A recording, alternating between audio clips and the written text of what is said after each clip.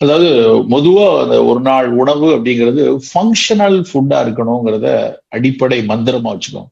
எந்த உணவா இருந்தாலும் அது வந்து வெறுமன கலோரி கொடுக்கறதா, இல்லைன்னா வெறுமன வாய் ருசிக்காக இருக்கிறதா, இல்லைன்னா பசியை மட்டும் அடக்கிறதா இருக்க வேண்டாம். இந்த மூணு எல்லா உணவுலையும் இருக்கும். அதை தாண்டி என்ன செய்யுது அப்படின்னு பார்க்கணும். அதாவது beyond nutritive and calorific value, whether it is therapeutic, whether it is having preventive and proactive activity அப்படிங்கிற ஒரு விஷயத்தை மந்திர மாதிரி வச்சுக்கலாம். எதாவது சாப்பிட்டாலும் காலையில தேநீர் குடிக்கிறோமா, அந்த தேநீர் வந்து தெரப்பியூட்டிக்கலா, தேநீர் மிகச்சிறந்த பானம். அப்போ அந்த தேநீர் வந்து நிறைய பால் சர்க்கரை எல்லாம் போடாம நல்ல பிளாக் டீயா கிரீன் டீயா எடுத்துக்கொள்ளலாம். அது மட்டும் இல்லாம ஒரு ஃபங்க்ஷனல் டீஸ் நம்மளே ப்ரிப்பேர் பண்ணலாம். வீட்டுல நான் முதல்ல பேசும்போது இன்னொரு நண்பர் கேட்ட கேள்விக்கு சொன்ன போது நிறைய ஸ்பைசஸ் வச்சுக்கோங்க. அதுல நீங்க வந்து லவங்கப்பட்ட டீ குடிங்க, ஏலக்காய் டீ குடிங்க, இஞ்சி டீ குடிங்க, சுக்குமல்லி காஃபி குடிங்க. இது மாதிரி டீ ஒரு ஃபங்க்ஷனல் பிவரேஜஸ் வந்து காலையில எடுத்துக்கொள்ளலாம்.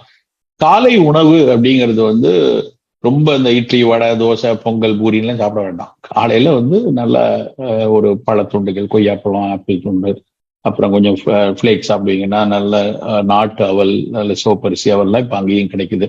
சிறுதானிய அவல்கள் கிடைக்குது. அந்த மாதிரி அவல் அதிக தொழில்நுட்பத்துக்குள்ள போகாத, பிரிசர்வேட்டிவ்ஸ் இல்லாத அவல் எடுத்துக்கொள்ளுங்க. கண்டிப்பா எக் புரோட்டீன் வேணும், ஹை புரோட்டீன் வேணும். எக்கு ரொம்ப நல்லது, ஒரு ஹோல்சம் புரோட்டீன். அதனால எக்கு வந்து ஆம்லெட்டாவோ ஸ்கிரம்பிளாவோ எடுத்துக்கொள்ளுங்க. அது தவிர கொஞ்சம் பாதாம் பருப்பு, இல்லைன்னா வந்து நிலக்கடலை இதெல்லாம் எடுக்கலாம்.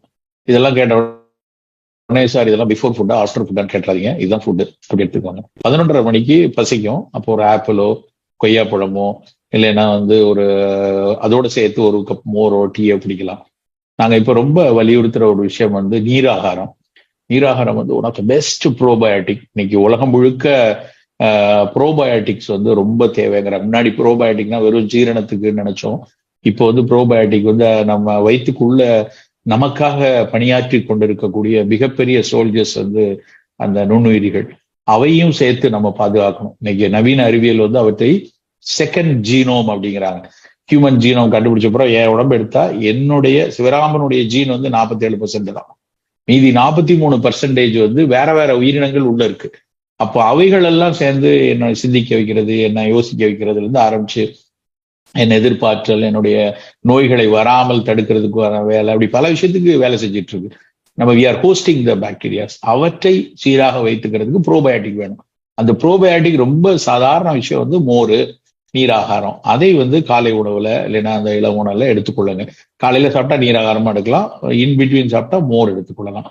மதிய உணவு ரொம்ப ஒர்க்கிங் லஞ்சாவே இருக்கட்டும். நிறைய சாலடு, நிறைய ஒரு சூப் மாதிரி அப்படி எடுத்துக்கொள்ளலாம். இல்ல அரிசி சோறு சாப்பிடுவோம், வீட்டுல வச்சு சாப்பிட்றோம் அப்படின்னா சோறுனுடைய அளவு குறைவாகவும் காய்கறிகள் நிறைய இருக்கட்டும். நிறைய கீரை காய்.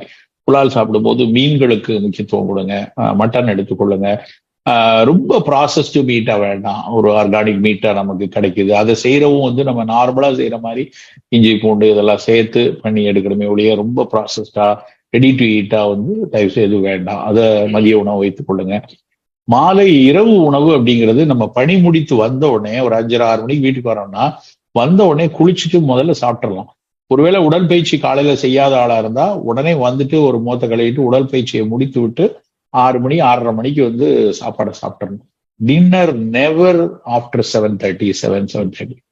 எனக்கு அப்படி வாய்ப்பு இல்லை சார், நான் வந்து வரதுக்கே 10:30 மணி ஆயிடும் அப்படின்னு நினைக்கிறவங்க 5:30-6 மணிக்கு என்ன உங்க இடத்துல கிடைக்குமோ அதை சாப்பிட்டுருங்க. நல்ல ஒரு ஃபில்லரா சாப்பிட வேண்டியது 6 மணிக்கு முடிச்சிருங்க.